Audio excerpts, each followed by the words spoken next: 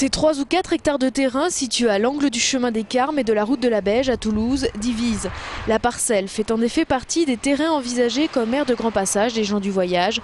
Chaque été, mariage, baptême, pèlerinage catholique ou mission évangéliste rassemblent près de 200 caravanes.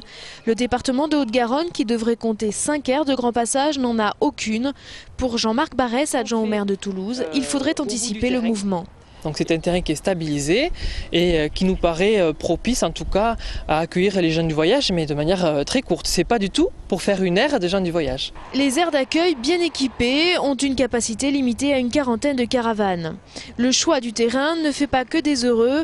Alain Journiac fait partie de l'association de copropriétaires Le Clos des Carmes.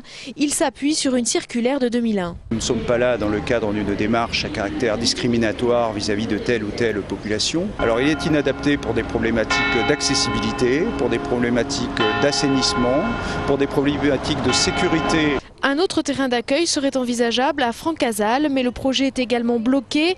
Frédéric Liévy analyse la situation. On a le droit de rouler, mais on n'a pas le droit de s'arrêter. Donc arrivé à un moment, il faut quand même arriver à trouver une solution. Vous voulez, le rejet est encore plus difficile à vivre que le racisme par moment.